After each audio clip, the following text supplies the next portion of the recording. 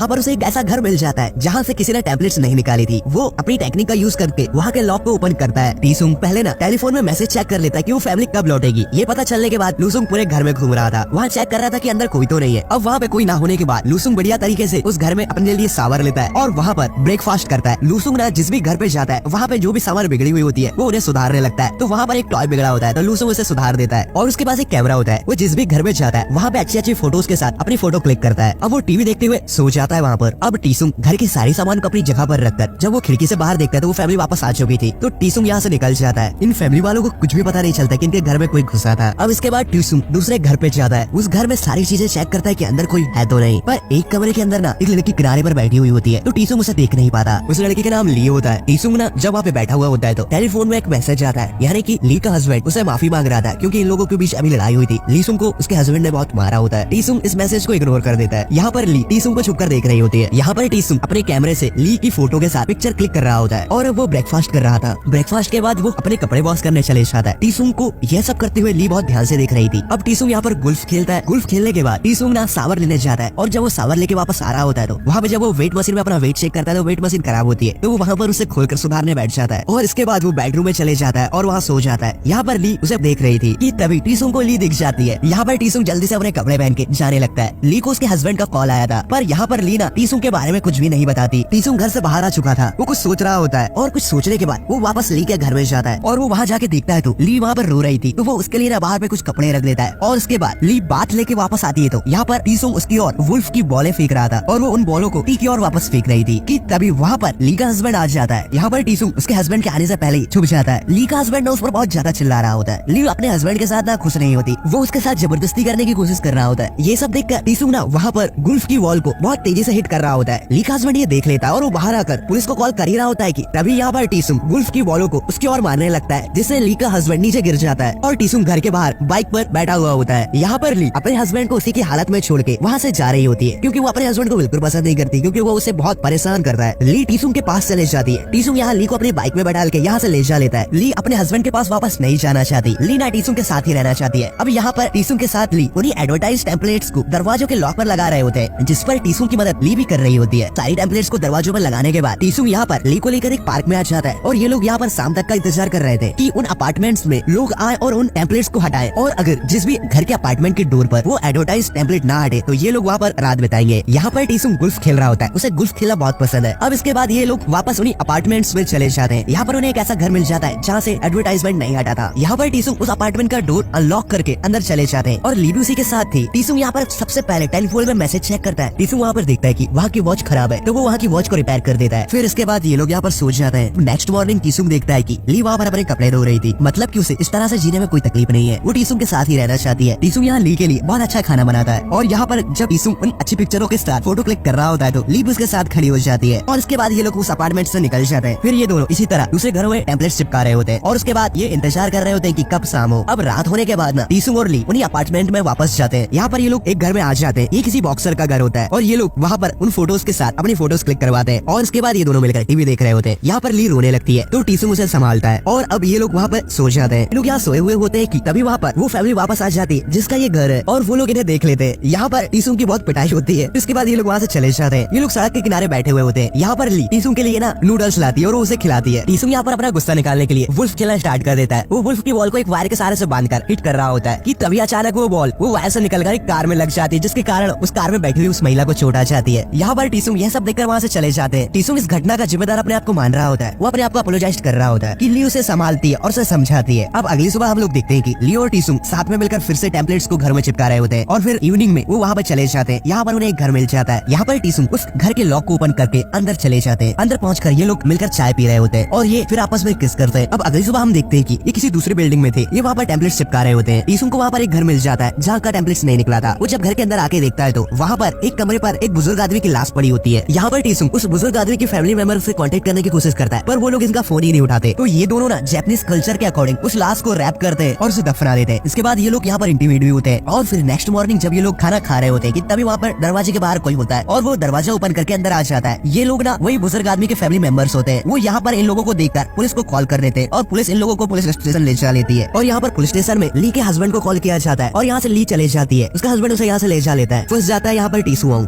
से पूछताछ होती है। यहाँ पर टीसुआंग उन्हें उस लाश का पता भी बता देता है, जिसके चलते वो लोग उस लाश का पता लगा लेते हैं। अब टीसुआंग पुलिस की हिरासत में था। यहाँ दूसरी ओर हम देखते हैं ली को, जो अपने हस्बैंड के साथ होती है। वो टीसुआंग से दूर नहीं रहना चाहती, जिसकी वजह से वो दुखी होती है। वो अपने हस्बैंड से बात भी नहीं कर रही होती। ली का हस्बैंड अपना ना बदला पूरा करना चाहता था, इसलिए वो उन पुलिस वालों को कुछ पैसे देकर वो टीसुआंग को उसी तरह मारता है जिस तरह से टीसुआंग ने ली के हस्बैंड को मारा था। यहाँ पर ली का हस्बैंड अपना बदला पूरा करने के बाद वो यहाँ से चले जाता है। टीसुआंग यहाँ पर जख्मी हो चुका था। अब कुछ समय बाद हमें टीसुआंग को जेल में दिखाया जाता है, जो कि यहाँ पर अकेला था। वो ना यहाँ पर एक टेक्निक सीखता है, जिससे कि वो किसी भी लोगों को उसके पीछे खड़े होने के बावजूद भी उन्हें ना दिखे। वो धीरे धीरे करके इस टेक्निक को सीख रहा होता है। इस जेल का जो पुलिस वाले होते हैं ना, जो इन कैदियों पर नजर रखते हैं, वो टीसुंग की ना जेल पे जाता है तो टीसुंग उससे हमेशा छुपने की कोशिश करता है। वो ऐसा बार बार ट्राई करता है। टीसुंग अपने आप से इतनी ज्यादा प्रैक्टिस कराता है इस चीज की कि वो इसमें मास्टरी हासिल कर लेता है। एक दिन जब वो जेल पहरी टीसुंग की जेल पे आता है तो टीसुंग उसे वहाँ पे कहीं नहीं दिखता, क्योंकि टीसुंग उसके पीछे चल रहा होता है। उसने अपने आप को इतनी प्रैक्टिस करके इतना सटीक बना लिया होता है कि सामने वाले को पता ही नहीं चलता कि कोई उसके पीछे है। दूसरी ओर हम ली को देखते हैं, जो कि टीसुंग से बिछड़ने के बाद बहुत दुखी थी। यहाँ पर टीसुंग जेल में उसी टेक्निक की प्रैक्टिस करता रहता है। अब टीसुंग की रिहाई का समय भी आ चुका था, उसकी सजा पूरी हो चुकी थी, इसके चलते उसे जेल से आजाद कर दिया जाता है। इसके बाद हम वही पुलिस ऑफिसर को देखते हैं जिसने टीसुंग को पकड़ा था और उसी बिजनेसमैन के पास ले गया था जिसने टीसुंग को गुल्फ से मारा था। यहाँ पर टीसुंग उस ऑफिसर को भी गुल्फ से मार रहा होता है, पर वो उस ऑफिसर को कहीं दिखाई नहीं देता। वो उसे मार मार के ना घायल कर देता है। अब टीसुंग ली के घर पहुँच चुका था। ली के हस्बैंड को घर पे ऐसा लग रहा होता है कि उनके घर में कोई घुस आया है। जब वो बाहर जाके देखता है तो उसे वहाँ पर कोई भी नहीं मिलता, पर ली यहाँ पर टीसुंग की परछाई देख लेती है और वो समझ जाती कि ये और कोई नहीं टीसुंग ही होगा। और फिर ली अपने हस्बैंड के सोने के बाद जब बाहर जाके देखती है तो वहाँ पर उसे टीसुंग मिल जाता है। वो टीसुंग को देखकर खुश होती है कि तभी वहाँ पर ली का हस्बैंड आ जाता है और यहाँ पर टीसुंग ना छुप जाता है। यहाँ पर ली अपने हस्बैंड को माफ करने का नाटक करती है और उसका हस्बैंड ये सब देखकर बहुत खुश होता है कि आखिरकार ली ने मूव ऑन कर ही लिया। पर वो यहाँ पर टीसुंग की वजह से इतनी खुश होती है। अब नेक्स्ट मॉर्निंग हम देखते हैं कि ली ने बहुत अच्छा खाना बनाया है और वो बहुत खुश होती है। अब खाना खाने के दौरान जब ये डाइनिंग टेबल पे बैठे हुए होते हैं ना, तो ली के हस्बैंड के पीछे टीसुंग होता है और ये खाना खा रहे होते हैं। यहाँ पर ना ली बहुत मुस्कुरा रही होती है। ये देखकर ली का हस्बैंड भी मुस्कुराने लगता है और ली के हस्बैंड के ऑफिस जाने के बाद ये दोनों साथ होते हैं। अब ये लोग ना इसी तरह अपनी लाइफ जिएंगे और इसके बाद मूवी का द